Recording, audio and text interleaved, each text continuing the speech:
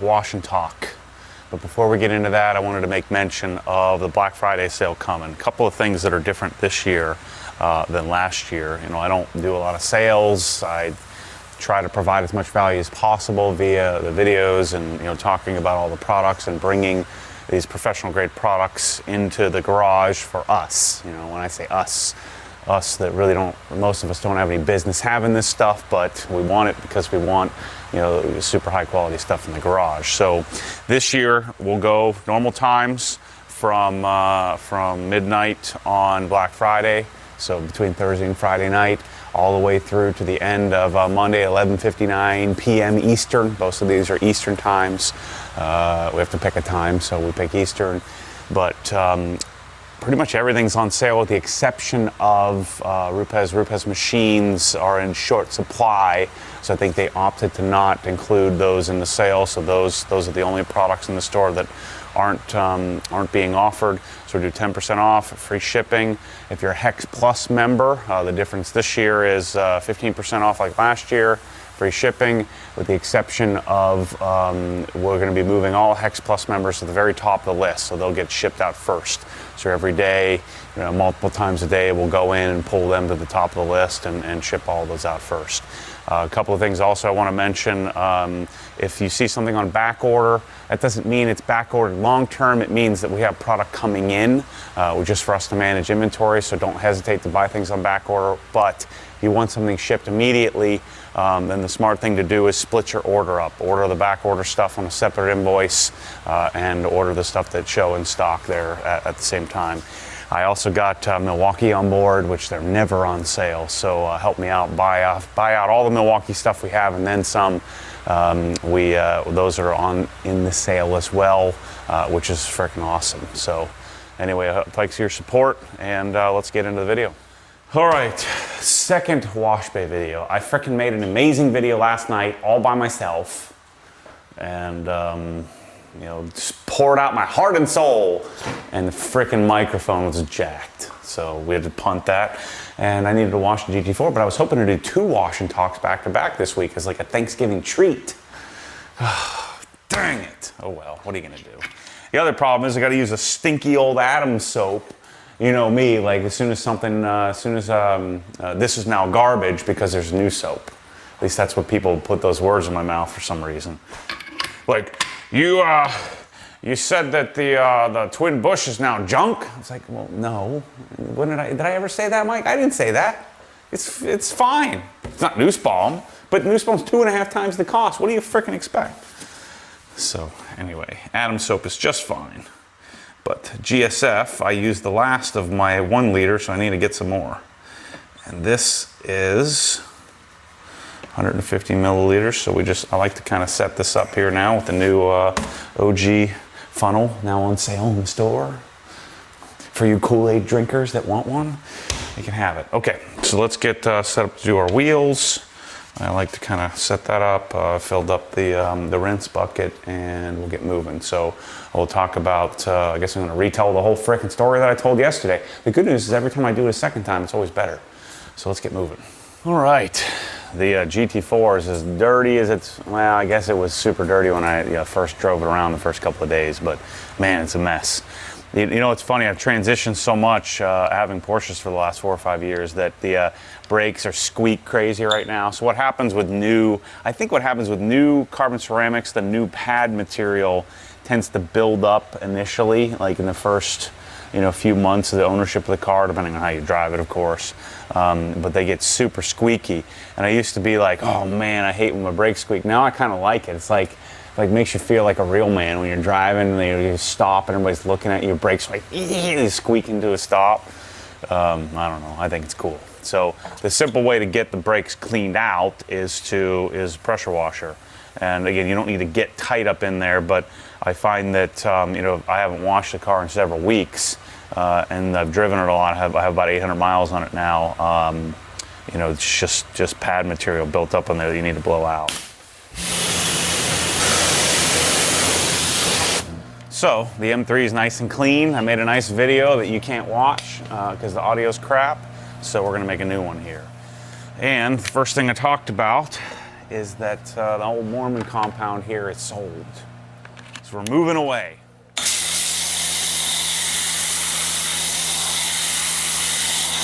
Brake buster, undiluted. If you're gonna dilute it, maybe do like 60-40 or something, but stop being cheap. It's only like 20 bucks a gallon or something like that, so don't worry about it. Just put it in there undiluted. This foam cannon will last you weeks and weeks, if not months, of washing your car. So just keep that into consideration. But anyway, another thing that we learned the other day, a couple weeks ago, was that your easy detail, it's probably time for me to replace mine soon. My little cap here still holding on. But if you ever end up with a flat spot on it, just get your heat gun out and just you wave your heat gun back and forth on it, and all the bristles will stand up and come back to normal. It's pretty cool. So if you ever get one shipped and you're freaking out because the bristles are flat because it was jammed in a box or something, you don't have to worry about it. Just grab a hairdryer or a heat gun and clean it up. So the Moreman compound is sold. So here's what happened. For the last 6 months or so, we've been looking at what's the next move? Is the move to build the garage here? I feel like I'm finally ready to build a garage. In the beginning, I'd planned on building the garage here immediately as soon as we moved in, but then the Morton building thing ended up being too expensive, the pricing, and then I bought a bunch of inventory as we started to ramp up with pressure washers and all that, and I don't know, it just never happened. And then I've been kind of waiting for the right time, waiting to feel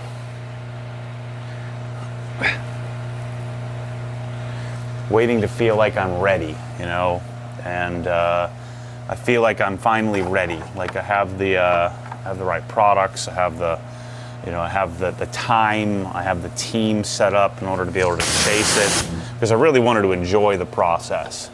And so, Michelle doesn't really give a crap what I do garage-wise, and so we were kind of looking at the disadvantage to building a massive garage here is that it would pretty much make us be here for a long time at least, because whatever garage I build is not going to be valued at what it costs me. That I'm certain of. So we've before I made the decision to build the garage, we've been looking at houses on Lake Weir here in town. And it's about 7-8 miles from this house, and looking at the possibility of buying something on the lake. Michelle and Ryan's dream is to be on the lake. I really don't give a crap about the lake. In fact, I'd probably rather not be on the lake, but it would be cool to wake up, jump in the bass boat, and go fishing for 10 minutes in the morning or something like that. It's just something that would be awesome. And plus, all the families I've ever met that have a lake house, that live on the lake, they're just amazing people. I think there's something about it that I don't know, maybe it makes you a better human, maybe not. So we've been looking at houses, and all these freaking houses they build are super weird. Like dudes go in there and build some weird crap that I don't want, some weird place.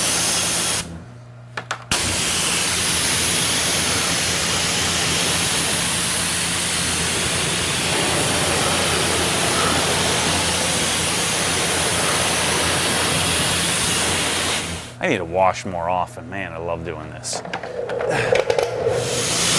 Dang, washing at night is so much better out here for camera, but you get the idea.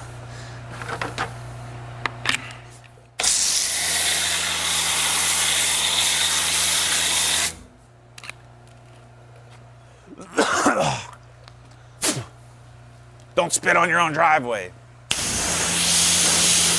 How dare you? Have some professional whatever. Acting professional is equal to acting fake. I'm just doing me. So we've been looking at houses and they're all weird, and we go to it and we're like, all right, we're gonna do this. I mean, I made the video where, you know, we did the live stream. I'm showing you what I'm planning with the garage, and I've been spending hours and hours and hours kind of rethinking the idea that we would build it attached to the house. That would be kind of cool from a value perspective, would be smarter. For the next purchaser, the next person would be nice, but mainly for me, I'm closer to the house, and it's just a nice, comfortable spot to be in. We could build an upstairs area and build some guest rooms and stuff like that. Would be kind of cool. So I hired the architect. We've made the decision. We're going to go for it, and I was planning to have the garage built, you know, early spring and finish it in the summer, maybe late summer. And chase the whole thing, chase the whole process. And then one more house popped up on, I don't know, Michelle's friend sent it to her, said, check this place out. Michelle sent it to me, says, we need to go look at this. I said, no, we don't, we're done. She said, yeah, we're done. But then she called me back and said, I think we should go look at this. This will solidify our decision. And you know what happened? We went and looked at it, and I freaking bought it. So we're moving. So I listed my house for sale, so I guess it was like a week and a half, 2 weeks ago now, and it sold in a week. So the original plan was, I'd assumed it would take a while to sell my house. And we had, you know, half a dozen people super interested in it. One lady wasn't leaving until we had a contract, so she wanted it. And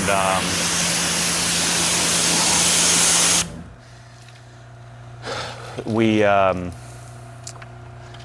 had negotiated with the guy who owned the house on the lake. He thought it would take his house a while to sell it. He was second guessing if he wanted to sell it then,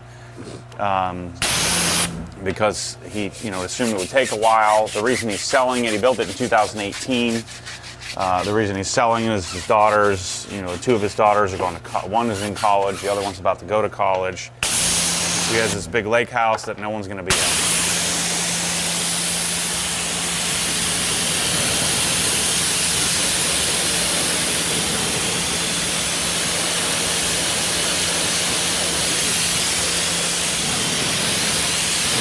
Plus, he's a lot like me, always looking for projects. And so, the place is super dialed. So, what's going on here? Oh, my thing rotated. I was wondering why my line wasn't straight. I have a line up here on top that keeps me straight.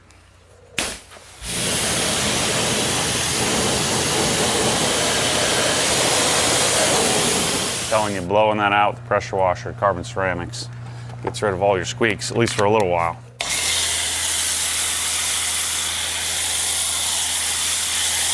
So we negotiated with the guy.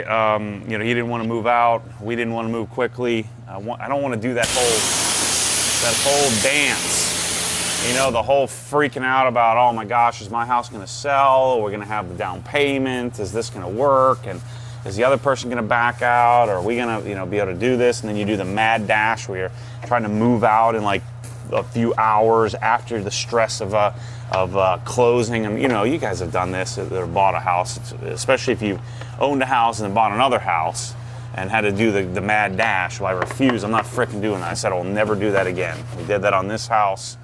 We needed to sell the other house in order to get this house and all that stuff. And so I thought it would take a while for us to sell our house. And so we did a 90-day close with the, and then he was just going to lease it back from us as long as it took, because he's setting up another place, and I bought another place to kind of hold him over because he's going to build another house.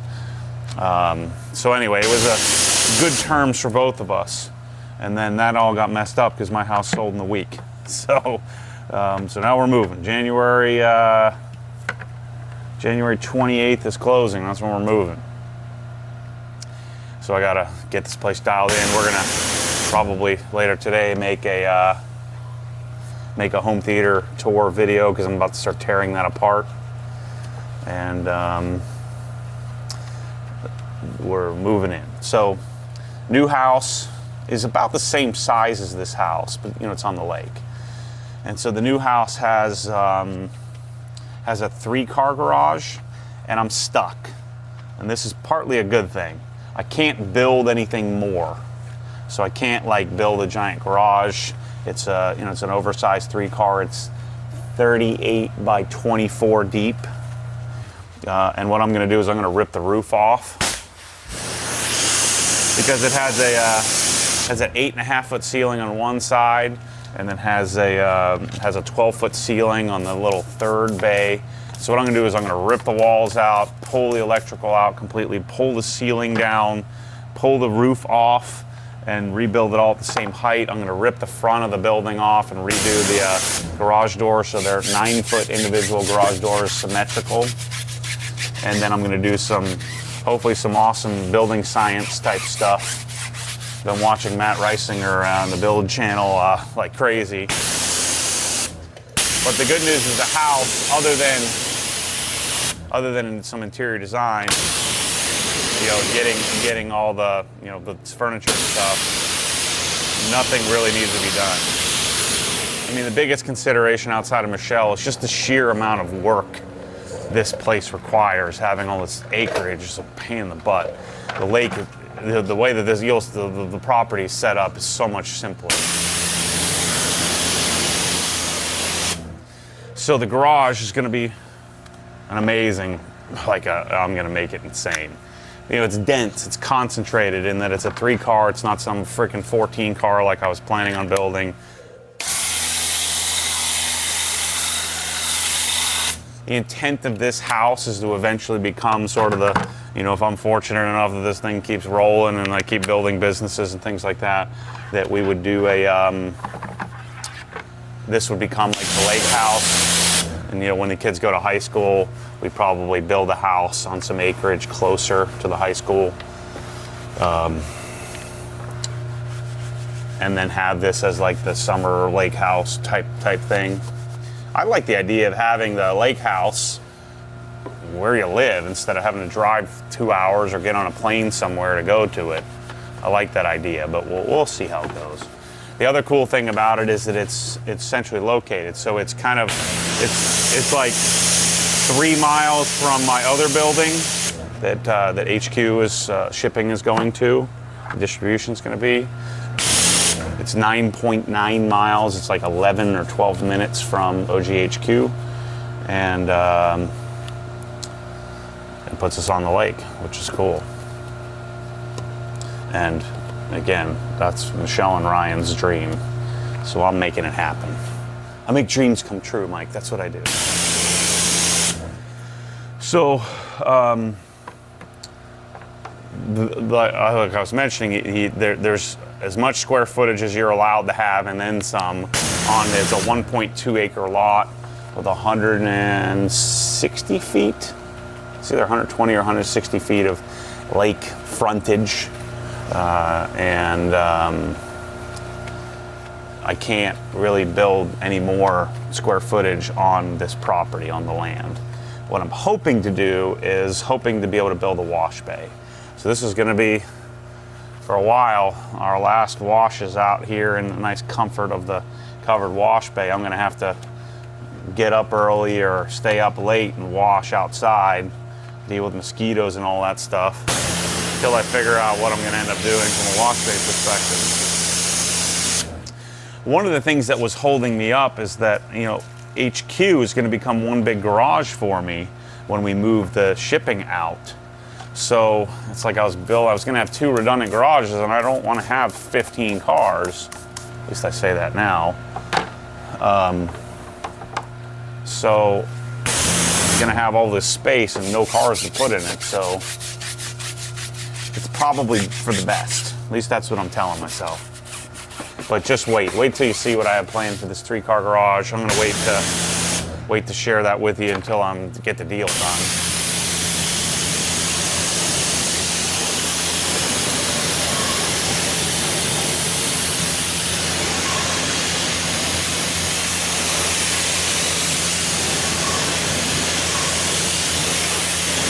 Man, that looks clean. But yeah, we're moving. Moreman house is sold. Gonna be tearing everything apart and hopefully building the wash bay at the new house. If not, I'll build one at HQ, because I don't think I want to go back to washing in the driveway. You're having to get up early and beat the sun kind of thing. Let's rinse it.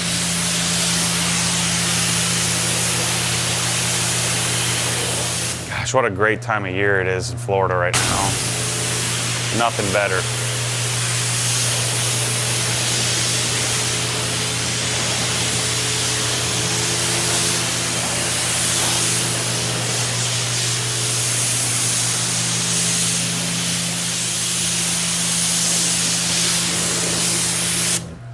All right, let's foam it. Let's get our foam cannon set up.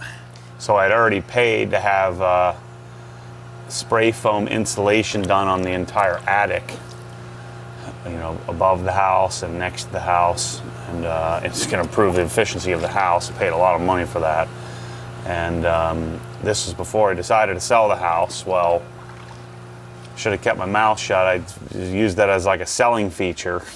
And now we've got to get the spray foam done, so they're doing it right now. And this house is going to be super dialed in to the next lady. She's going to get this dedicated wash bay too. She wanted it, so I'm taking my bucket filler with me though. I need to do this first. It's always better to.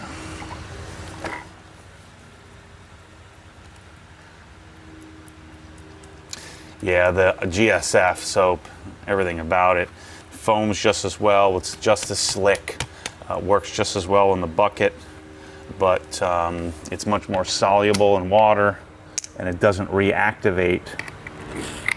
So it's awesome. So we're gonna have it in the store here soon. Let's foam it up.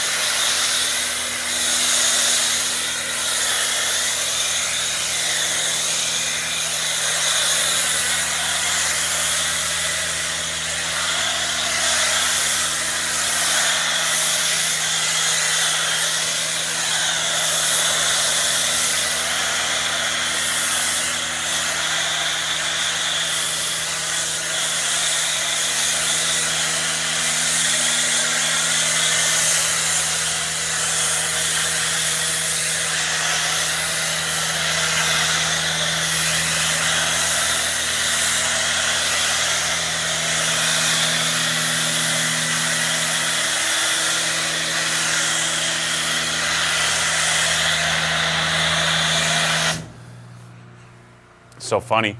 I was at the, so it's called Kosh Chemi.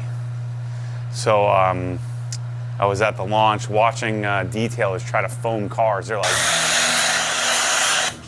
like, give me that thing. Let me teach you how to do this. Detailers aren't car washing experts or paint correction experts. So let's throw this in the bucket. Probably all the soap we need, but we'll spritz a little more in there. Kosh Chemi. We asked the Germans. I said, isn't it Koch Chemi? They said, no, we pronounce it Kosh. Kosh Chemi. Yeah, I'm telling you, man. GSF is good. Adams might foam slightly better, but I'm telling you, just like all this like reactivation and stuff, like my foam cannon is immediately rinsed out as soon as I do one little rinse, but it doesn't, you know, usually when soaps do that, they die, if you will, they fade much quicker. Well, it holds up on the car, but then it just doesn't reactivate, which I love. More soluble in water, just as slick. It's a win. I think I'm going to be able to get it here in volume and quantity. The deal breaker for me was we need to have gallons, and we will have gallons. So the house has a dock. So guess what else I'm going to get into? Getting another one of those things I said I would never do and don't care about, and that's a boat. So we're gonna get into some serious boat detailing.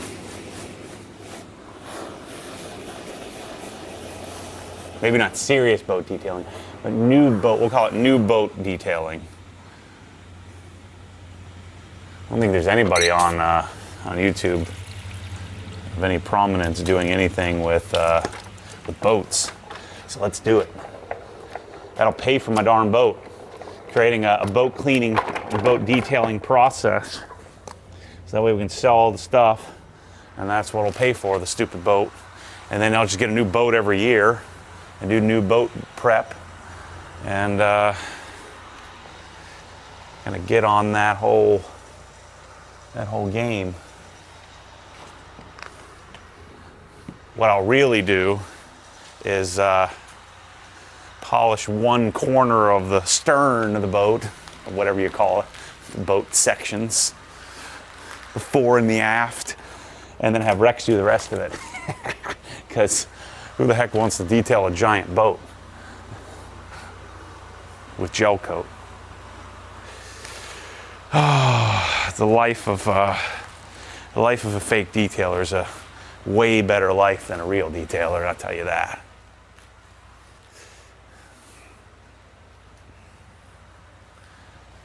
So our poor wash bay, all these things I've been talking about, promising you wash bay 2.0, a new garage at the house here. I've been lying to you. We're moving out. I'm folding my hand and starting over. I like to keep moving, even at the risk of my sanity. So in the Koch Chemi line,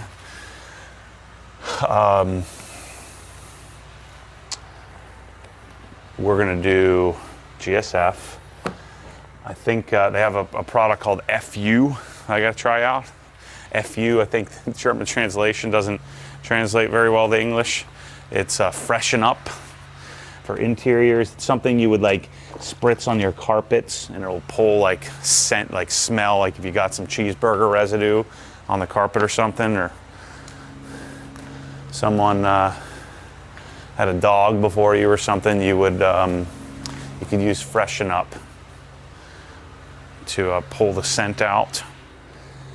Probably replace D101 with Green Star, which is one of their most popular products, across the world, which is a multi-purpose cleaner. I need to play with it a little bit, but there's also likely going to be some cool stuff. I'm guessing that there's going to be a lot of great stuff like in the tunnel wash, the professional car wash line, that we can probably apply to using for something like maybe a replacement for decon soap, something that some amazing like stripping soap or something like that. So there's going to be some other products in there. They have a really great, like a real, not this bullcrap headlight restoration kit, but they have like a real headlight restoration kit with sanding pads. They have this neat foam polishing pad that changes color based on heat. One of the things you have to be careful with on headlights, because they're plastic, is you don't want to overheat them. And so the pad changes to a different color, like from orange to dark orange, to let you know that heat is building up and that you should lay off. But it comes in this cool kit with like, sanding pads, polishing pads, and all the stuff you'd need to fix your headlights. Now, generally, I'd say just freaking buy some new headlights, but sometimes your headlights aren't available.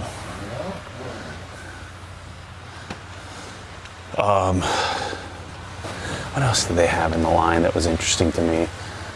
I was sitting there studying it for hours and hours at the launch event, trying to get a lay of how it all works. Maybe some of the polishes, but I don't know. The polishes are certainly good. I just don't know if they're better than what we're already using. So yeah, I think I gotta submit my application today for the loan paperwork. I was waiting on Black Friday's this weekend, so waiting on a cash flow change. So shoot, why don't you guys help me out? Buy like $4 or $5 million worth of stuff, and then I could just pay for my house in cash. Can you do that for me? Buy all the stuff, all the pressure washers, detailing supplies, all the stuff. And then the garage giveaway too. Oh, this is the garage giveaway shirt. This is a dialed in shirt.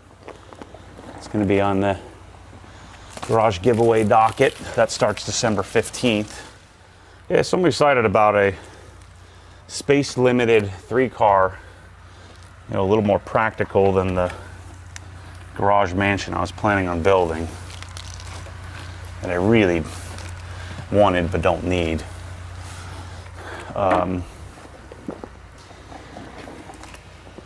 If I can build the wash bay attached to it like I want, I'm gonna fight with the county. I hate this bull crap. It's freaking my land. Why can't I build what I want?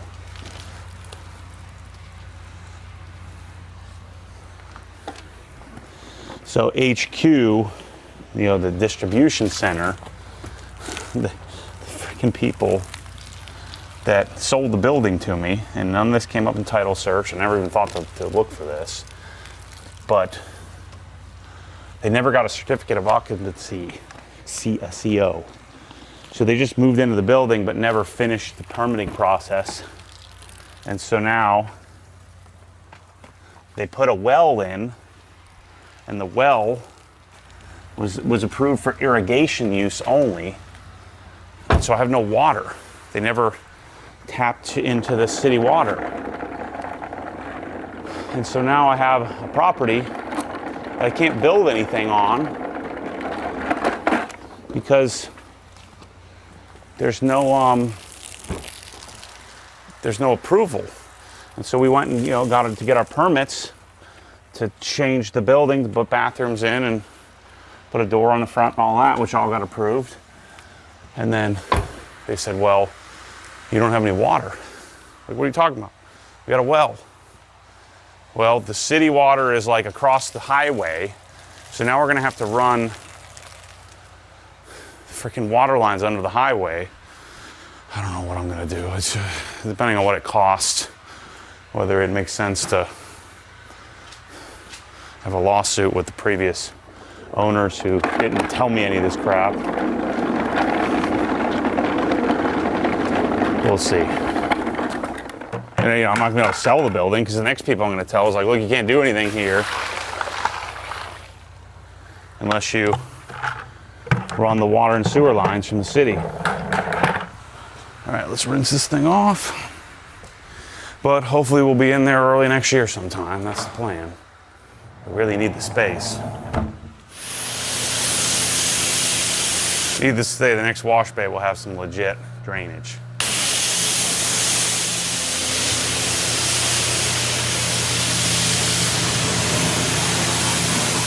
See, like this area is where I'm talking about with GSF. We don't have any reactivation, so I'm not having soap constantly reactivated.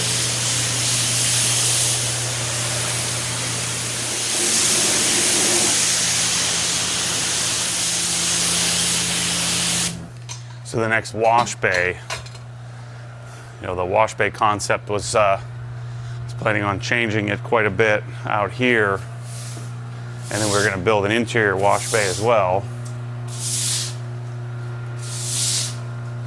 But the next wash bay is going to have like a full foaming lance. So we'll have a soap tank and some solenoids and stuff to switch the type of soap. So we'll have decontamination soap on tap, if you will, and we'll have regular soap on tap. But I'm going to be foraying into that next level of amazing wash bay stuff, so that way we can provide those solutions to, well, me and then other people that may want that. It's going to be I think it'd be pretty awesome. All right, let's blow this thing off. So we're getting closer to the tips being available. I'm not getting any closer to Ego being available, but we should have these in a few months or so. I think they're going to be $60 for this setup.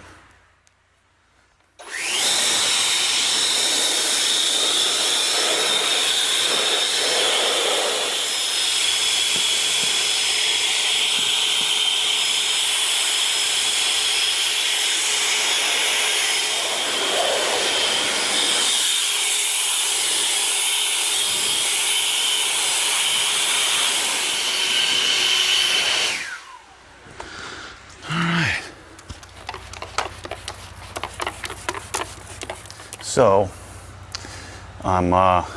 this is too big, but I only have one of each. I've been testing out using the Gauntlet towel, which is a shaved twist loop. I just don't love how bulky it is, how big it is. You know, it's two towels sewn together, which I don't love that.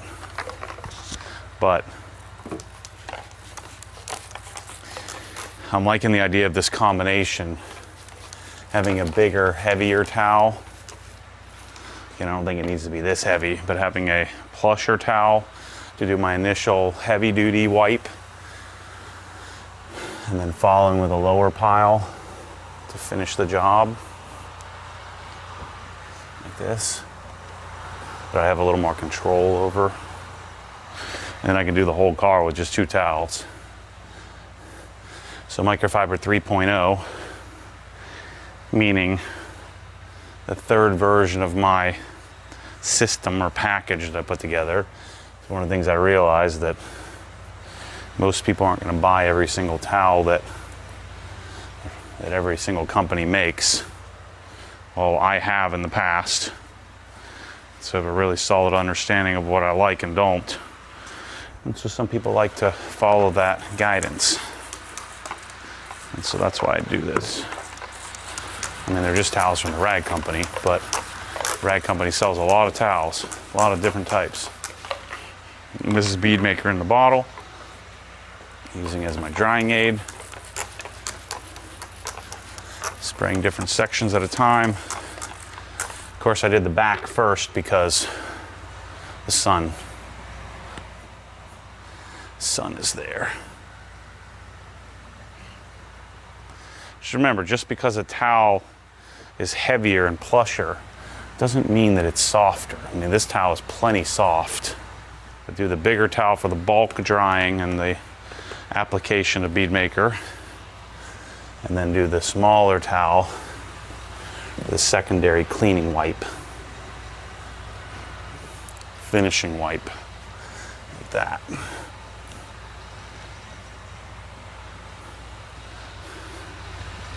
Well, that's a nice combination. I think this is the 20 by 30 or something like that. This towel's massive. Too big.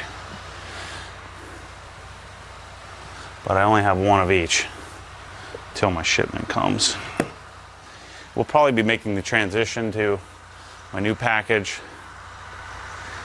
I think February is the plan, after the garage giveaway. Garage giveaway is going to run from December 15th through January 31st. We're going to go and build a garage. If you don't have a garage, I'll give you 30 grand to use as a down payment on your first house. How's that sound? And hopefully someone wins that has a garage. I'm on a roll. Maybe we should wash a GT3 tomorrow.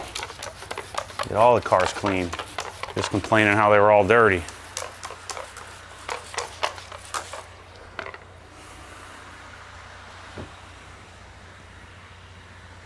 Yeah, I like this combination of towels.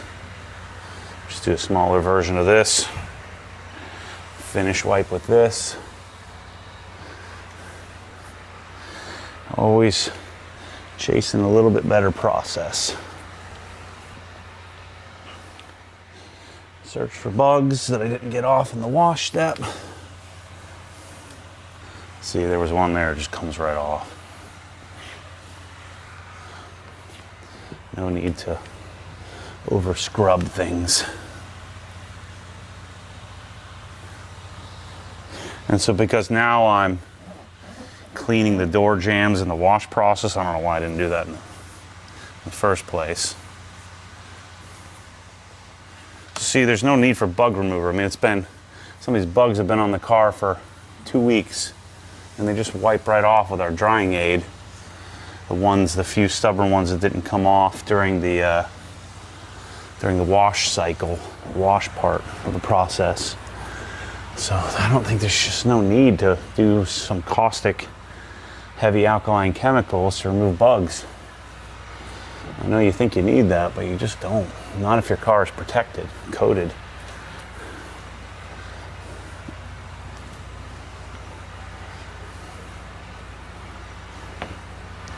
Just not necessary. Wow, this thing's beautiful.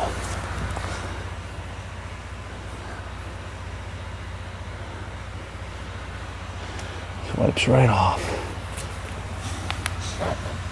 There's a bug right there. A little excess bug. Gone. Yeah, I like this 2-towel system.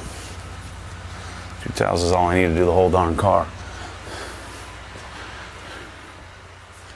Need to refill my bead maker bottle.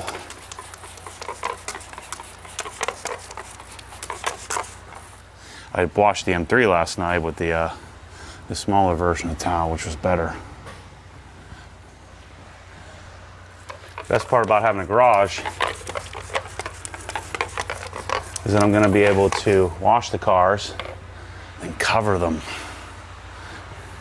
Keep them nice and clean. The problem if I cover it out here too much and it's not in the bubble, that's how I got the rodent damage. It was covered nice and cozy. Frickin' mouse or squirrel or something a rat got up in there and tore it up. And so, because I cleaned the jams, I can use my drying towels to wipe it down and not mess up my towels. So I don't find the need for a door jam towel anymore. So we're gonna eliminate that. There's nothing better than keeping all the jams clean and dialed in. Last part, we'll dress the tires and we're done.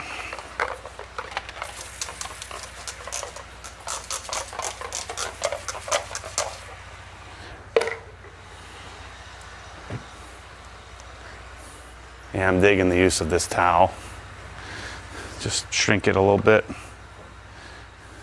Worried I wouldn't like it. It's just something about this shaved, when you get real heavy plush towels, they tend to just push stuff around, but twist loop towels tend to be much more absorbent even when they're dry. And so taking this twist loop version, shaving it makes it at least perceive that it's softer. And then, I dried the whole, normally I'd use 5, 6, 7 different, orange towels to dry the car. Now I only need 2. One of these and one of those. And I did the whole M3, which is a bigger car, with the same thing, and a smaller version of this towel. I love it.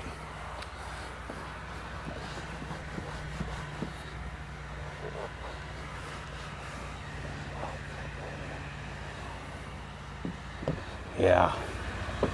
And I never get this dry, and you only have to get an extra towel or 2 out. It's great. All right, I'm gonna go grab the little wheel towel, show you. I'm gonna do the little baby 12x12 single version of this towel for the wheels. Looking good.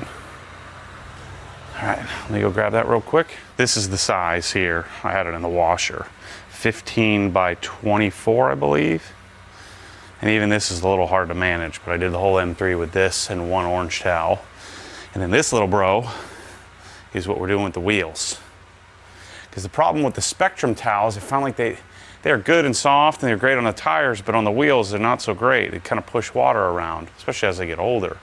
So this, I can soak up the water. I can do the whole car, wiping off the excess tire dressing, everything with one of these. This thing's awesome. So this little guy is 12 by 12, perfect for wheels. So you can see a little water kind of runs over here, but I blow off so it's dry right here so I can dress the tires. And then what I would do, looks like I blew these off pretty well, I'd take this and kind of hit the areas that need to be hit.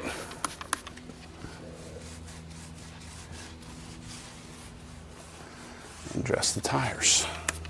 So remember, the cleaning process of the tires was to kind of clean the superficial dirt, but I don't want to strip them. As long as I keep them maintained, then the tire dressing does well and just sort of stays nice and deep, rich black.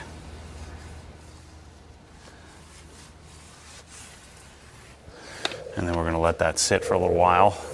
I do want to test out the GT4 car cover, so we'll do that while we got the car in here. What we should do this week, we should shoot the GT4 versus GT3 video. Yeah, maybe we'll do that tomorrow.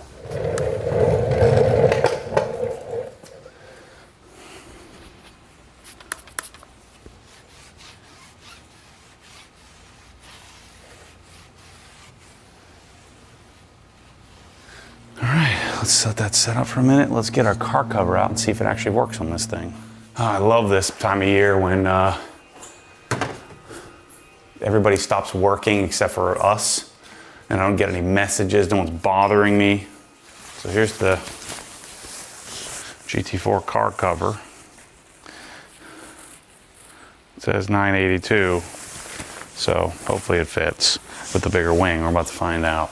Just clean up the buckets here, and then we'll wipe the tires and put the, need to pull the car forward a little bit.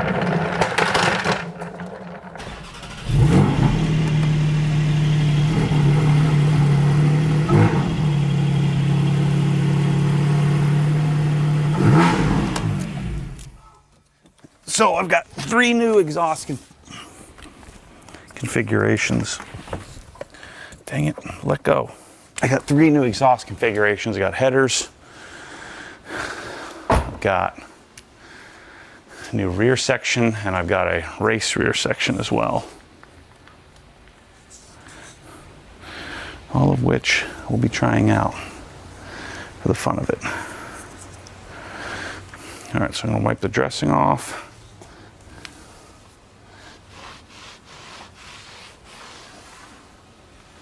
Man, I love this little towel. And then I'm testing out the new Rag Company microfiber towel cleaner. Seems, I've done a few loads, it seems pretty legit. I think it might be better than Micro Restore. All right, let's see how this car cover goes and let's wrap it up. So never put car covers on unless your car's clean. Make sure your car cover's clean too. And I only like these indoor ones. One thing you gotta be careful with covering your car is you're like promoting rodents to create a nice cozy spot for them to hang out. That's why I can't wait to have a garage. It's gonna be freaking awesome. I can wash a car, throw it under a cover. Means then I can have more cars because then I can be sane.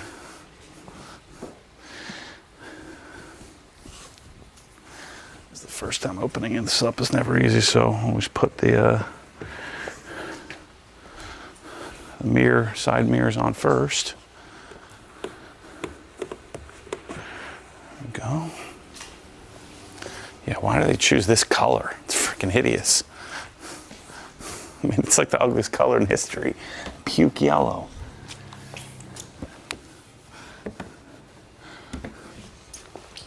This is like pea-stained sheets yellow. Idiots. It's an old man Porsche move. These are the same guys that go to Olive Garden for Porsche meets. Let's see if it fits over the wing riser extensions. That's the question. Whether I'm sending this on to the next owner. I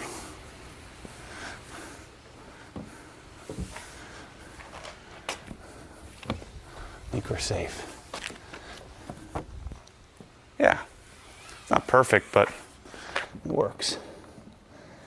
Because again, it's designed for the 982 GT4. But yeah, that does the job. All puke yellow and everything.